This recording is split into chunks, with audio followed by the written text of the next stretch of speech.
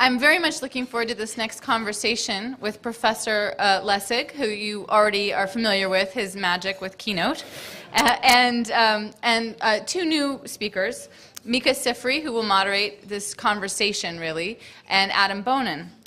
Mika is the co-founder and editor of the Personal Democracy Forum, which is a website and conference that covers the ways technology is changing politics, and techpresident.com, an award-winning blog on how the American presidential candidates are using the web and how the web is using them. Very interesting turn of the tables. In addition to organizing the annual Forum Conference, he consults on how political organizations, campaigns, nonprofits, and media entities can adapt to and thrive in a networked world. In that capacity, he's been a senior advisor to the Sunlight Foundation since its founding in 2006.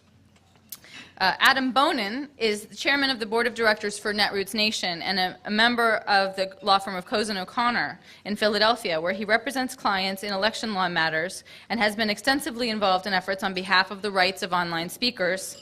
In March of 2006, most relevant to this conversation, he achieved a major victory before the Federal Election Commission on behalf of leading political bloggers, securing significant new rights for speakers on the internet to engage in online political speech and advocacy. I think this is going to be a really interesting conversation. I'll let Mika and the others take it away from here. Thank you. Thanks a lot, Laura. Good afternoon, everybody. It's kind of fun to be here to talk about the internet and campaign finance.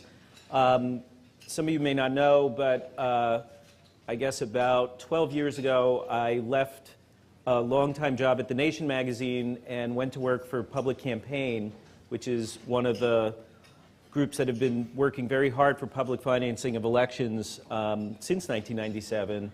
And when I left The Nation, my colleagues there all congratulated me because they said, oh, you're going to go work on the issue of campaign finance reform. That's like lifetime employment. But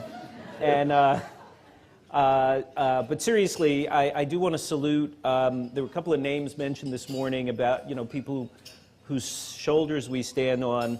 And I do want to salute some fairly obscure, but maybe not to this room, names of people like Randy Keeler and Ben Centuria and the late Marty Jeezer and Gwen Patton, who a long time ago came up with the idea, which they then called democratically financed elections, and they did the early work that led eventually to the campaign in Maine, and then from Maine, Massachusetts, Arizona, and forward. So I want to salute those long-distance runners and hope that it maybe isn't really lifetime employment.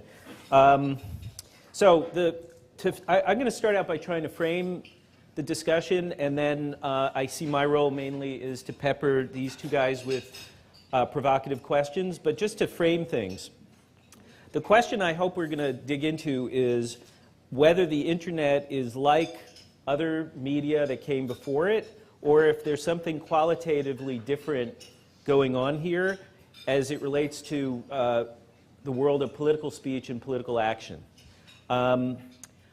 It's my feeling, and I think Michael Malbin kind of reinforced that feeling this morning, that up till recently, most of the focus of the campaign finance reform community has been, when it comes to the internet, has basically been about mapping concerns that grew up around the older broadcast and capital-intensive political system onto this new space. So we've heard a lot over the years about how the internet is going to be kind of like this big loophole that corporations, labor unions, 527s, individuals, they're going to flood it with stealth campaigns, and that it's essentially just another kind of TV or something, and that therefore we better control it. And I don't think that is really a very productive way of thinking about this.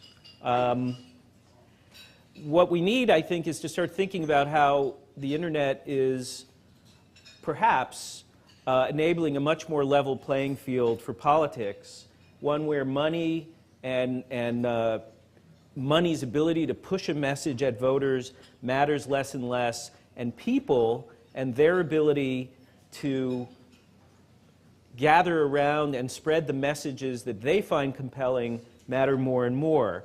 And so the whole reform discourse, which has been, I think, mostly about two things, which is how do you constrain the concentrated application of private money on the political process, and how do you offer candidates, how do we provide significant amounts of alternative public financing,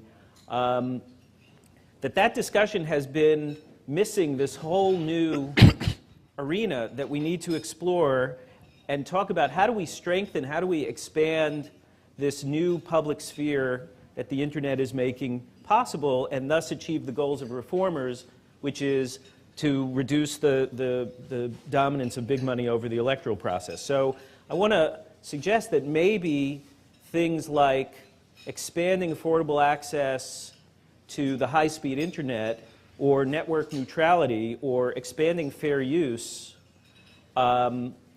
should be thought of as campaign finance reform issues. And that ultimately this is about how we structure democracy and how people access and participate in the public conversation in how we're going to govern ourselves.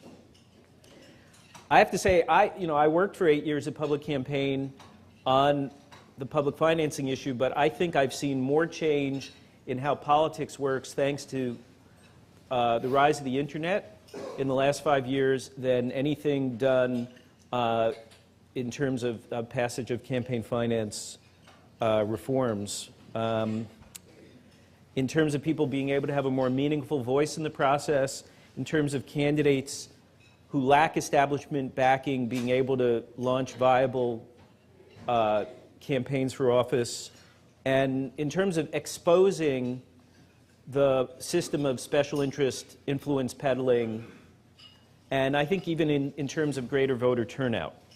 So that's not to say that we shouldn't worry anymore about the role of big money in the process. Special interests still have disproportionate influence. The cost of campaigns keeps rising beyond the reach of ordinary people. We still have politicians spending ridiculous amounts of time raising money, and average voters don't feel that they matter much.